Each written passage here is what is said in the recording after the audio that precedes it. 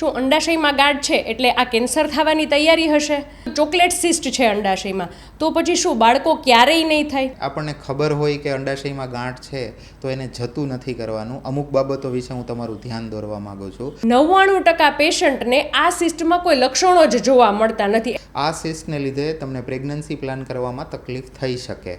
Cancer ના હોય એવી પણ પેથોલોજીકલ સિસ્ટ હોય. અમે આમાં તમને શું મદદ કરી શકીએ? અંડાશયની ગાંઠ સંબંધિત તમને હજી પણ કોઈ મૂંઝવણ હોય, કોઈ પ્રશ્ન હોય કે તમારો કોઈ રિપોર્ટ છે જે તમને નથી સમજાતો અથવા તો તમને કન્ફ્યુઝન છે, તો અમારા વોટ્સએપ નંબર ઉપર તમે રિપોર્ટ શેર કરી શકો છો. શું અંડાશયમાં ગાંઠ છે એટલે આ કેન્સર થવાની તૈયારી હશે? અંડાશયમાં ગાંઠ અથવા તો ચોકલેટ સિસ્ટ છે અંડાશયમાં, તો પછી શું બાળકો ક્યારેય નહીં થાય? મિત્રો, આવા તો ઘણા બધા પ્રશ્નો તમને પણ મૂંઝવતા હશે. સો આજે અમે નારી જગતમાં આવા જ ક્વેશ્ચન્સ લઈને આવ્યા છીએ અને આવા જ ક્વેશ્ચન્સના તમને અમે સોલ્યુશન આપવાના છીએ. નમસ્કાર મિત્રો, આજે આપણે વાત કરીશું અંડાશયમાં ગાંઠ એટલે કે ઓવેરિયન સિસ્ટની. અંડાશયમાં ગાંઠ શું છે સમજતા પહેલાં આપણે એ જોઈએ કે અંડાશય અને એનું કામ શું હોય. અંડાશય એટલે કે ઓવરી સ્ત્રીઓના શરીરમાં 2 હોય, ગર્ભાશયની બાજુમાં બંને બાજુ એક હોય અને જનરલી આલ્મંડના શેપની હોય. અને એનું કામ શું છે તો કે માસિક ચક્ર દરમિયાન જ્યારે 12 થી 14 દિવસની આજુબાજુ જે બીજ છૂટું પડે એ એગ રિલીઝ કરવાનું, એગ બનાવવાનું અને બીજા બધા સ્ત્રી સહજ જે હોર્મોન છે એનું પ્રોડક્શન કરવાનું કામ આ અંડાશયનું છે. હવે અંડાશયમાં ઘણી બધી પ્રકારની સિસ્ટ થઈ શકે. મુખ્યત્વે કેન્સર સિવાયની સિસ્ટની વાત કરીએ તો એ 2 પ્રકારની હોય. એક ફંક્શનલ સિસ્ટ અને એક પેથોલોજીકલ સિસ્ટ. ફંક્શનલ સિસ્ટ એટલે શું તો કે એ ઓવરીના અંડાશયના ફંક્શન જોડે રિલેટેડ છે, એટલે માસિક ચક્રના અમુક ચોક્કસ ટાઈમે એ કદાચ જોવા મળી શકે. 2 પ્રકારની હોય. જ્યારે બીજ છૂટું પડવાનું હોય એ અમુક કારણોસર જો છૂટું ના પડી શકે તો આપણે જે સિસ્ટ બને, જે પાણીના પરપોટા જેવો ભાગ બને એને ફોલિક્યુલર સિસ્ટ કહેતા હોઈએ છીએ. અને જનરલી એ બીજ છૂટું પડી ગયા પછી પણ જે ખાલી ભાગ રહે એ ઘણી વખત સિસ્ટ જેવો દેખાતો હોય તો એને લ્યુટિયલ સિસ્ટ કહેતા હોઈએ છીએ. આ એકદમ સામાન્ય સિસ્ટ છે, કોઈ તકલીફ કે કોઈ બીમારીનું લક્ષણ નથી. આ માસિક ચક્રના અમુક ભાગ દરમિયાન ક્યારેક જોવા મળી શકે. તો મિત્રો, હવે વાત કરીએ આપણે બીજા એક ટાઈપની કે જેને અમે પેથોલોજીકલ સિસ્ટ પણ કહેતા હોઈએ છીએ. તો પેથોલોજીકલ ઓવેરિયન સિસ્ટ એટલે થાય શું? પહેલાં તો આ પેથોલોજીકલ ઓવેરિયન સિસ્ટ જે હોય છે એટલે કે અંડાશયમાં ગાંઠ એ સ્ત્રીના માસિક ચક્ર હારે રિલેટેડ નથી હોતી. આ પ્રકારની સિસ્ટમાં થાય છે શું તો કે એવા અંડાશયના એવા કોષો છે એનો અસામાન્ય રીતે ગ્રોથ થાય છે અને એના લીધે થઈ અને સિસ્ટ એટલે કે ગાંઠનું સ્વરૂપ લે છે.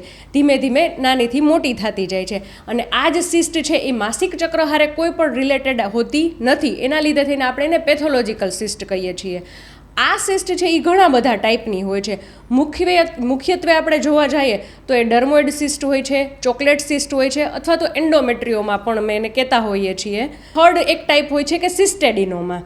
હવે મિત્રો, આપણે આજે આ દરેક ટાઈપ છે ને એને ડિટેલમાં સમજશું કે આ ટાઈપ છે તો એના કયા લક્ષણો હોઈ શકે અને એની આપણે ટ્રીટમેન્ટ કેવી રીતે કરી શકીએ એ આજે આપણે સમજશું. તો સૌથી પહેલાં આપણે જોઈએ કે ડર્મોઇડ સિસ્ટ. તો મિત્રો, આપણે જોઈએ કે આ ડર્મોઇડ સિસ્ટ એટલે શું. અમારી ભાષામાં એને મેચ્યોર સિસ્ટેડિનોમાં પણ અમે કહેતા હોઈએ છીએ. તો આને ડર્મોઇડ શું કામ કહેવામાં આવે છે તો કે આ એક ઘન પદાર્થથી ભરેલી એટલે કે સોલિડ પ્રકારની સિસ્ટ હોય છે અને એમાં દાંત છે, ચરબી છે, વાળ છે, આવા મટીરિયલથી એ ભરેલી હોય છે. એના લીધે થઈને એમને ડર્મોઇડ સિસ્ટ તરીકે ઓળખતા હોઈએ છીએ. મિત્રો, 99% આ સિસ્ટ છે ને એ સામાન્ય સિસ્ટ હોય છે એટલે કે આ સિસ્ટમાં કેન્સરના લક્ષણો જોવા મળતા નથી. પણ અમુક વખત એવું હોય છે કે આ સિસ્ટમાં કેન્સરના એટલે કે ખાલી 1% ચાન્સ એવા હોય કે જેમાં કેન્સરના લક્ષણો જોવા મળે છે કે જેને અમે લોકો ઇમેચ્યોર સિસ્ટેડિનોમાં પણ કહેતા હોઈએ છીએ. સો મિત્રો, આ સિસ્ટના લક્ષણો ક્યાં હોઈ શકે છે? 99% પેશન્ટને આ સિસ્ટમાં કોઈ લક્ષણો જ જોવા મળતા નથી. એટલે કે આ સિસ્ટ છે ને એ સિમ્પ્ટોમેટિક હોય છે. ઘણી બધી વખત તમે જોયેલું હશે અથવા તો તમે સાંભળેલું પણ હશે કે ખાલી બીજા કોઈ કારણથી આપણે સોનોગ્રાફી કરાવેલી હોય અને એમાં આવડી મોટી સિસ્ટ આવે એટલે તમને ચિંતા થવા માંડે. અથવા તો પેશન્ટ બી અમને ઘણી બધી વખત પ્રશ્નો પૂછતા હોય કે મેડમ, મને કાંઈ તકલીફ તો થતી જ નથી, તો પછી આ સિસ્ટ કેમ અત્યારે અથવા તો અત્યાર સુધી કેમ કાંઈ ન થયું? તો આમાં કાંઈ ડરવા જેવું છે કે નહીં? બીજું એક લક્ષણ, ઘણી બધી વખત પેશન્ટને માઇલ્ડ હેવીનેસ, નીચેના ભાગમાં હેવીનેસ જોવા મળે, પેઇન ક્યારેક ઓન એન્ડ ઓફ પેઇન થતું હોય, આવા બધા સામાન્ય એકદમ લક્ષણો છે ને એ ડર્મોઇડ સિસ્ટમાં જોવા મળતા હોય છે. તો મિત્રો આપણે વાત કરીએ કે આ સિસ્ટની ટ્રીટમેન્ટ શું હોઈ શકે છે, તો એ વાત એક બહુ જ ઇમ્પોર્ટન્ટ વાત છે કે આ સિસ્ટ છે ને કોઈ પણ પ્રકારની દવાથી કે કોઈ પણ પ્રકારના હોર્મોનની મેડિસિન લેવાથી ઓગળતી નથી. આ સિસ્ટ છે એની ટ્રીટમેન્ટ એ જ છે કે આપણે ઓપરેશન કરી અને આ સિસ્ટને કાઢવી પડે છે. પણ આ કોઈ ઇમરજન્સી વસ્તુ નથી હોતી કે આપને ખબર પડી છે આજે એટલે તરત જ આપણે ઓપરેશન કરી નાખીએ. અને મિત્રો જેમ મેં કીધું એમ કે ઘણી વખત આ સિસ્ટ છે એ એસિમ્પ્ટોમેટિક હોય, એટલે કે ઘણી વખત તો અમે પ્રેગ્નન્સી દરમિયાન જ્યારે પેશન્ટની સોનોગ્રાફી કરીએ ને ત્યારે અમને આ સિસ્ટ જોવા મળતી હોય છે. એટલે એવું પણ થઈ શકે કે આ સિસ્ટ છે એ પ્રેગ્નન્સીની સાથે સાથે અમે ડાયગ્નોસ કરતા હોય અથવા તો આપને ખબર પડતી હોય. બીજી પ્રકારની સિસ્ટની વાત કરું ને તો એ છે એન્ડોમેટ્રિયોમા, પણ સામાન્ય રીતે એને ચોકલેટ સિસ્ટ તરીકે ઓળખવામાં આવે છે. હવે આને ચોકલેટ સિસ્ટ શા માટે કહેવામાં આવે એ એક ઇન્ટરેસ્ટિંગ વસ્તુ છે કે જ્યારે નોર્મલી આપણે જોતા હોઈએ કે જે ગર્ભાશયની અંદરની દિવાલના કોષો છે એ માસિક દરમિયાન બહાર નીકળી જતા હોય, પણ જો આ કોષો કોઈ પણ કારણથી અંડાશયની કે ટ્યુબની કે આજુબાજુની સપાટી ઉપર જો ચોંટે તો એને બહાર નીકળવાનો રસ્તો નથી હોતો. એટલે હોર્મોનના ઇન્ફ્લુઅન્સમાં સાયક્લિકલ ચેન્જીસને લીધે આમાં લોહીનો ભરાવો થતો રહે અને એ સિસ્ટનું એટલે કે ગાંઠનું સ્વરૂપ ધારણ કરે. હવે આ જે જૂનું ભરાયેલું બ્લડ છે ને એનો દેખાવ ભૂખરા કાળા કલર જેવો એટલે કે ચોકલેટ સોસ જેવો હોય, એને લીધે અમે એને ચોકલેટ સિસ્ટ કહેતા હોઈએ છીએ. હવે આના લક્ષણો શું અને આ થવાનું કારણ શું એ મેં તમને સમજાવ્યું. હવે આના લક્ષણો શું, તો કે માસિક દરમિયાન બહુ સખત દુખાવો થાય. શરૂઆતમાં જે દુખાવો ધીમે ધીમે થતો હોય એ વધતા અસહ્ય દુખાવાનું સ્વરૂપ ધારણ કરે. પોટી કરતી વખતે દુખાવો થાય, સંબંધ રાખવામાં દુખાવો થાય. તો આ બધા લક્ષણો એન્ડોમેટ્રિયોટિક સિસ્ટના હોઈ શકે. એન્ડોમેટ્રિયોમા એટલે કે ચોકલેટ સિસ્ટ જે મેં કીધું ને એનું એક બહુ કોમન પ્રેઝન્ટિંગ કમ્પ્લેન એટલે કે જે બહેનો આવતા હોય એની મેઇન તકલીફ હોઈ શકે કે એને બાળક રહેવામાં તકલીફ થાય છે. આ સિસ્ટને લીધે તમને પ્રેગ્નન્સી પ્લાન કરવામાં તકલીફ થઈ શકે.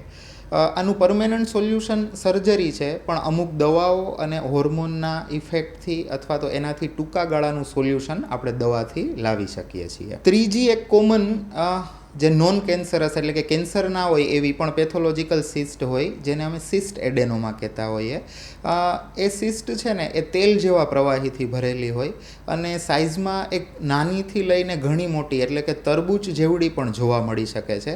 જનરલી મોટાભાગના કિસ્સામાં આ ગાંઠ કેન્સરની નથી હોતી, પણ ખૂબ મોટી થવાને લીધે એ પેટમાં દુખાવો કે હેવીનેસ કે આ બધી વસ્તુઓ કરી શકે અને ક્યારેક આને લીધે માસિક અનિયમિત આવી શકે. તો મિત્રો આપણે આજે સમજ્યું કે સિસ્ટ કેટલા ટાઈપની હોય અને એ એક ઇમ્પોર્ટન્ટ વસ્તુ આપણે આજે સાંભળીને બહુ રિલીવ થયું કે આજે આપણે ડાયગ્નોસ થયું છે કે આજે આપને સિસ્ટ છે, તો આજે ઓપરેશન કરવાની જરૂર નથી, એટલી કોઈ ઇમરજન્સી નથી હોતી.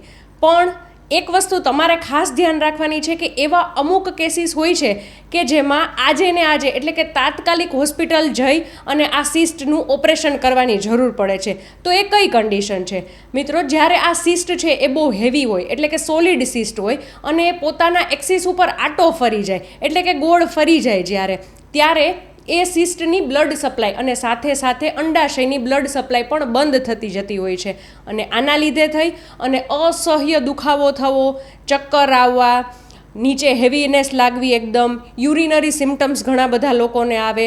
આ બધા સિમ્ટમ્સ જો તમને જણાય તો તાત્કાલિક વિના વિચારી અને કોઈને બી ફોન કર્યા પહેલાં સીધા હોસ્પિટલે જવાની એ તમારી ફરજ બને છે. કેમ કે મિત્રો આને અમે ઓવેરિયન ટોર્ઝન કહેતા હોઈએ છીએ ને, અને આ વસ્તુ એક એવી કન્ડિશન છે કે અમારી ભાષામાં એકદમ એક્સ્ટ્રીમ ઇમરજન્સી કન્ડિશન કહેવાતી હોય છે.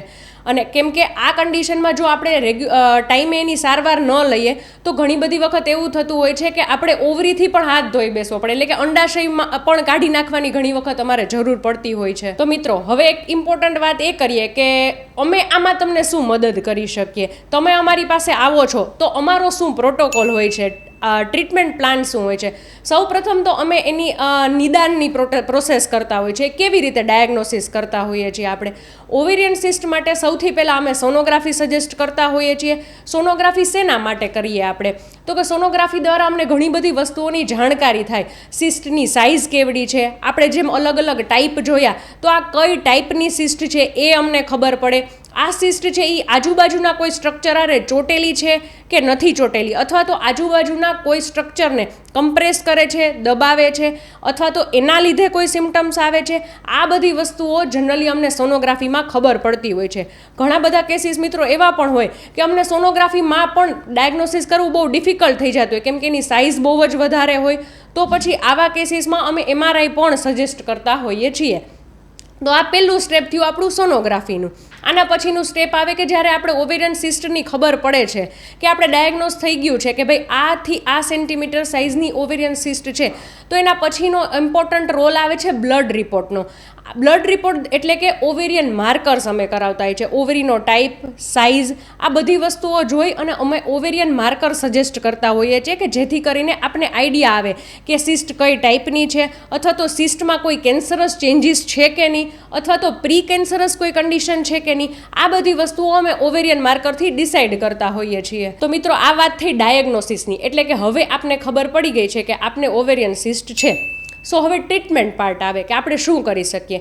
જેમ સરે હમણાં સમજાયું એમ કે ઘણી બધી વખત એવું હોય કે અમુક કેસીસમાં ટાઈમ બાય કરવા માટે, એટલે કે ઓપરેશનને ડિલે કરવા માટે દવાઓનો સહારો અથવા તો હોર્મોનનો સહારો લઈ શકાય છે.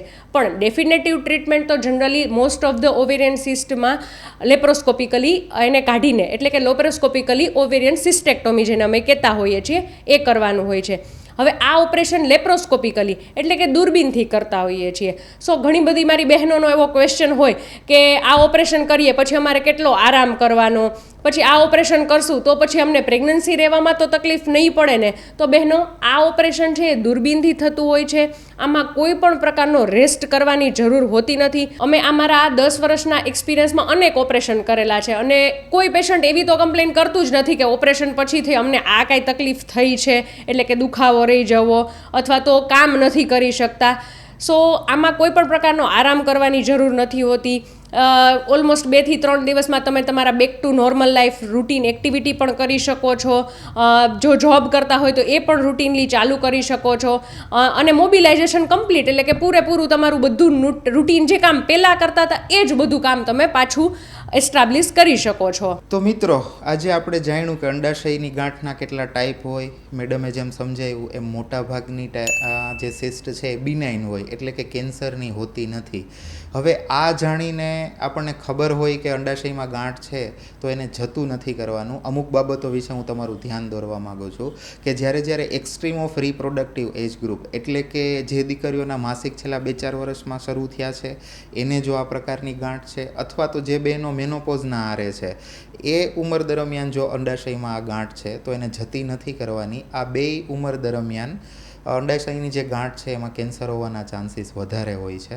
એટલે જનરલી એ સાદી છે, સોલિડ સિસ્ટિક છે, એની સાઇઝ વધે છે કે નહીં, આ બધી વસ્તુઓ જાણવી જરૂરી છે અને એનું પિરિયોડિક ફોલોઅપ રાખવું પણ જરૂરી છે. એટલે મેં જે સમજાવ્યું એ મુજબ જો આ એજ ગ્રુપમાં કોઈ પણ પ્રકારની ગાંઠ હોય અંડાશયની તો એનું રેગ્યુલર ચેકઅપ કરાવવાનું છે. હવે અંડાશયની ગાંઠનું નિદાન થઈ ગયું, એની સારવાર પણ થઈ ગઈ, લેપ્રોસ્કોપીથી ઓપરેશન થઈ ગયું, તો હવે શું? તો જનરલી તમે જ્યારે અઠવાડિયા પછી અમને ફરીથી બતાવવા આવો ત્યારે તમારો HPE એટલે કે હિસ્ટોપેથોલોજીનો રિપોર્ટ, જે ગાંઠ નીકળી હોય શરીરમાંથી, એને અમે લેબોરેટરીમાં ટેસ્ટ કરાવવા મોકલતા હોઈએ અને ટેસ્ટમાંથી એનો હિસ્ટોલોજીક ટાઈપ એટલે કે કયા પ્રકારની ગાંઠ હતી એનું ઝીણવટભર્યું નિદાન અમને મળતું હોય છે.